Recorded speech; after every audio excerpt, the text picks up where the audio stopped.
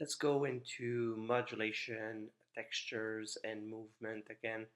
There's so much to explore in that department that we can do a bunch of videos just on that, and we would have like enough material for quite a while. So in this song, I'm having a pad, and this time we're going to be using Ableton's features to see how we can bring some textures, some effects to it. So this pad here that we're gonna hear here. So it's already nice, it has a texture in it. We can maybe enhance it a little bit.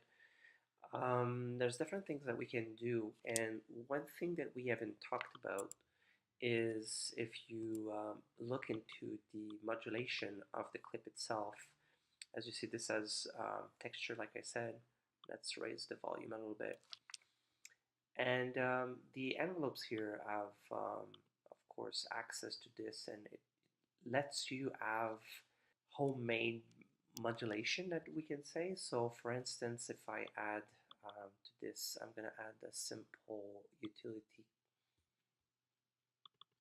The utility gives me access to modulating the gain, the width, the balance, and that's really practical in itself. And also I'm going to be able to modulate the reverb and the auto filter. So everything that I want to and can module is over here. And once I select something such as the utility, then I can see what I can modulate here. So we were talking about oscillation. Oscillation is a movement that an oscillator is doing, and it's creating something that is always the same, and that can be done by unlinking the length here, and I'm going to put this to 1. So what this means is this clip is playing, but the gain here will be modulated over one bar. So for instance, if I do this,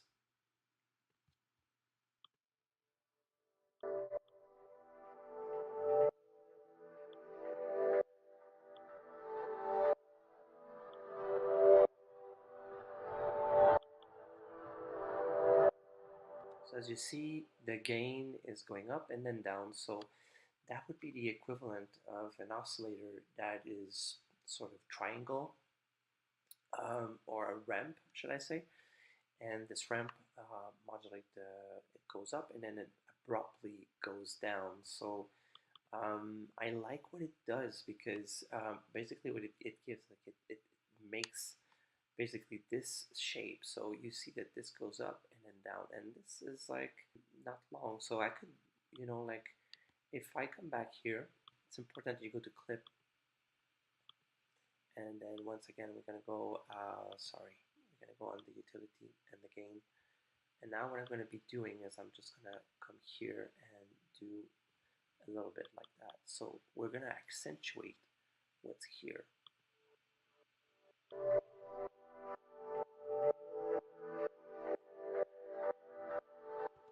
But we can actually maybe do something else. Maybe we can, sorry, I have to go here. That's kind of annoying sometimes. So I'm just going to come here like that. And I'm going to do the opposite. So it creates a transient.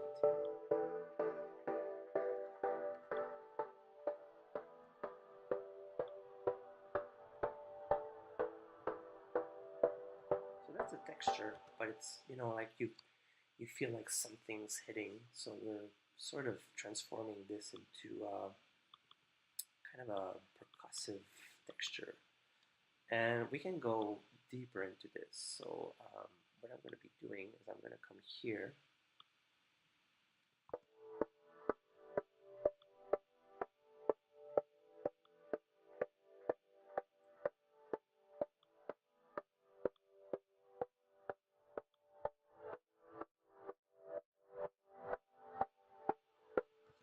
Something that is fun to do is to come here and come and get this record. So it's going to record, resample like what's coming out of here. I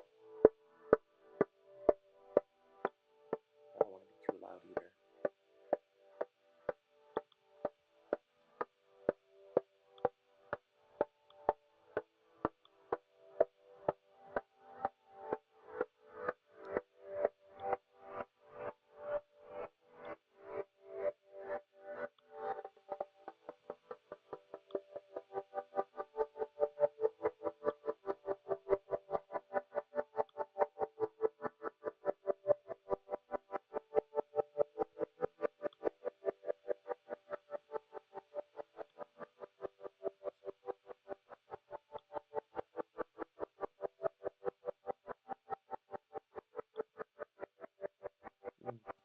Okay, so this is texture, it's nice.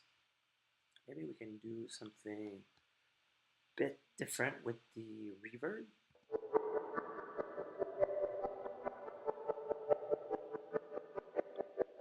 Let's see what we got here.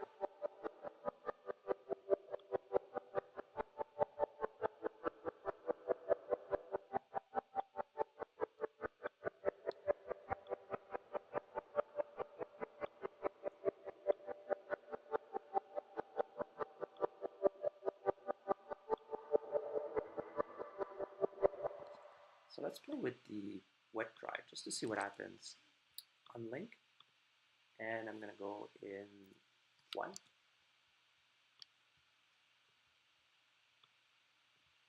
And let's go with the pen by doing Command B. Just gonna do a bunch of really random things to see what happens with that.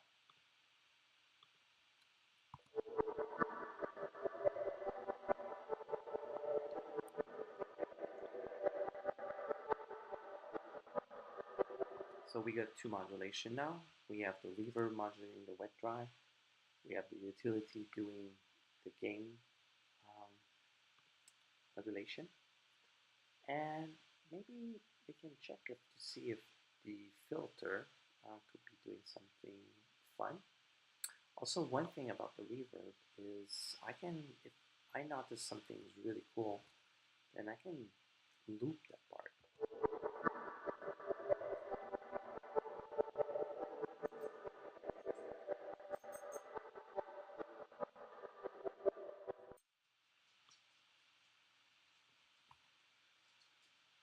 I can also create or copy an envelope. You do Command C, or you can come here and you copy the envelope, and then you can apply it elsewhere.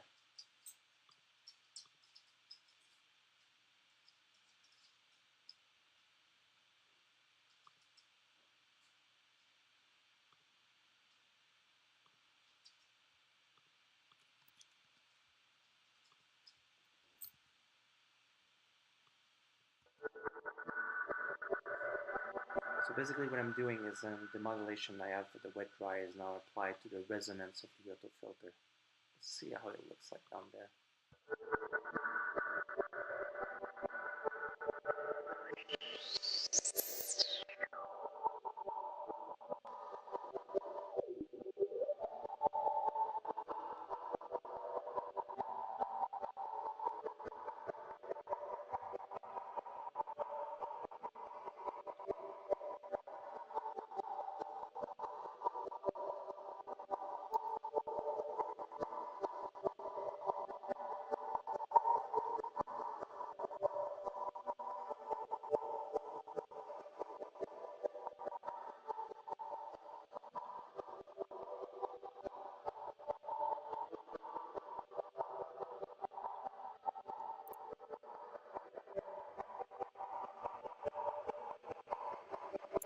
You can lower the envelope by grabbing everything you want to move and then using shift, and then you can also just go up or down just to adjust like this.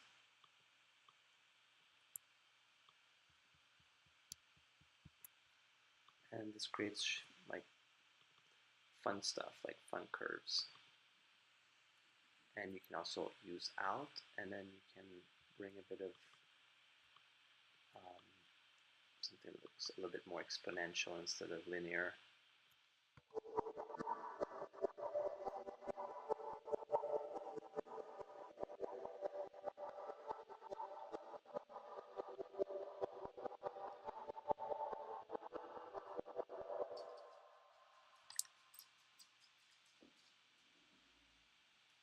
So you can have textures like that, and if you feel like this is a bit too much, you can grab everything here, grab it and make a macro. Create a chain. The second one, this will be the dry signal. So you can find like the right point.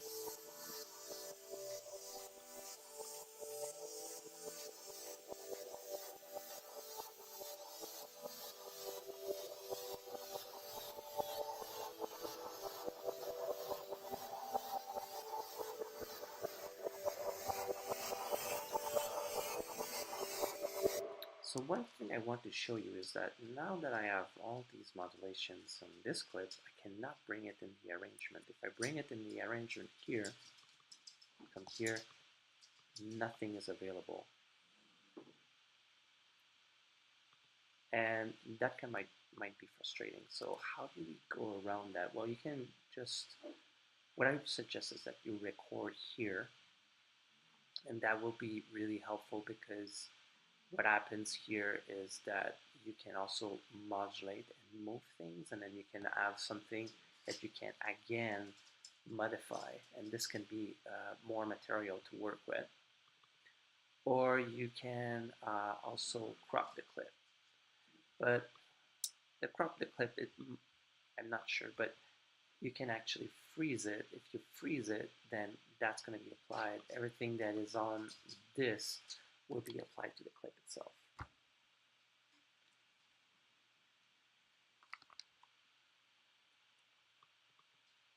So just to finish up, I'm going to come here and I'm going to try to do another thing. Is now we have access to the macros, and one thing that is super cool is that you can we can actually map a few things to the first macro. I'm just gonna go super random here,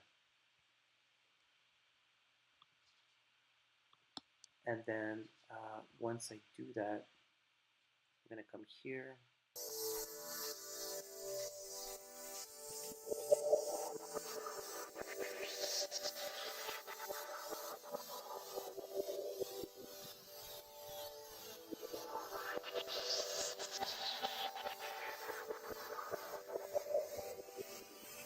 I have really a bunch of different things. One thing to finish with is the modulation. If you want it to move all the time, you don't want it to repeat. What can you do? So, for instance, if I come here and I'm going to go with the utility, and I'm going to go with the gain. Right now the gain is set here, but like if I want it to be a bit awkward, then I can just be like a little bit off, instead of being like here, you go a little bit outside. So that's going to be like looping very weirdly.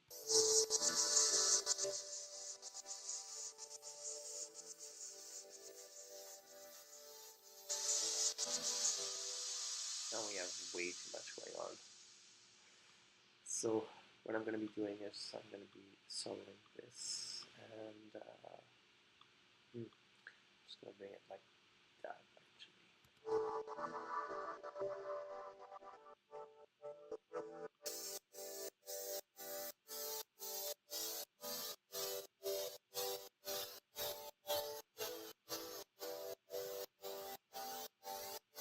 So when you do that, and when you're a little bit off, like I showed you, basically it's a little bit like, instead of being synced to a beat like that and have something regular, then you're a little bit off. You're going in hertz, and then you can control like the speed, and that will make things go a little bit off. So the thing is that I like is this will make longer variation in the volume, and what I did here is not regular, and then we can look of what it looks like.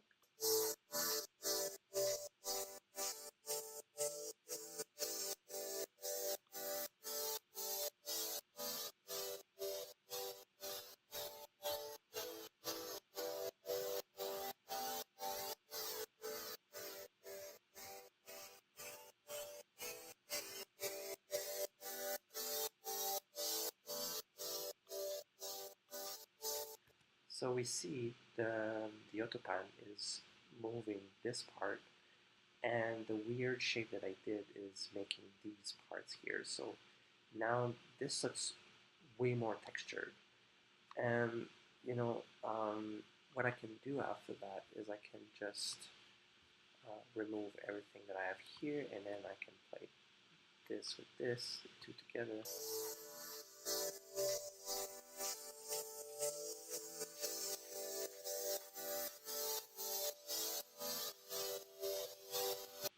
still modulating, probably because I have the mixer on. But if I take the signal without everything here,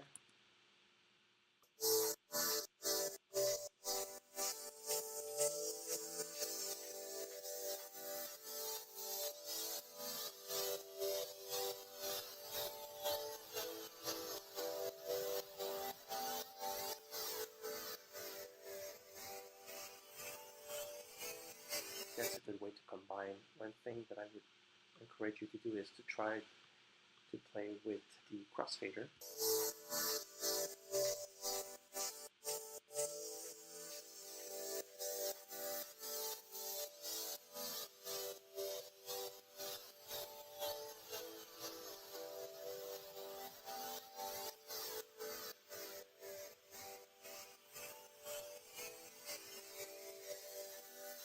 And that's a good way of making variations and also try to find the sweet spot, because if you just do this like that, if you have like an external mixer, it's going to be easier, but it might be a bit difficult. So you put them in the more or less the same volume, and after that you can play with this, and that will help you find the sweet spot of the combination of the two.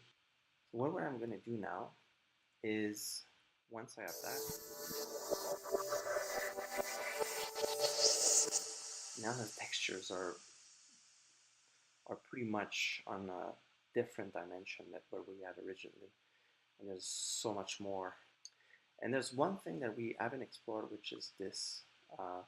The autopan, if you put the phasing like that, we discussed this before, this can add some modulation.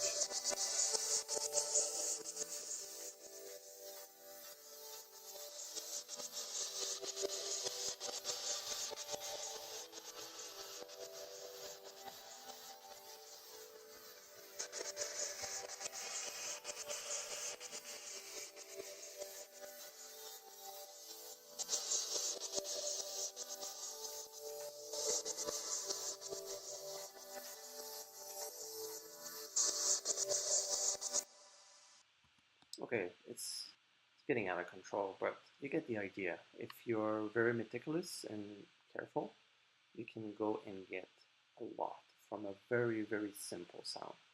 And that is just by exploring the envelopes here, and also macros are also super interesting. You can do a lot with that. So I hope this was helpful, and until next time, keep producing.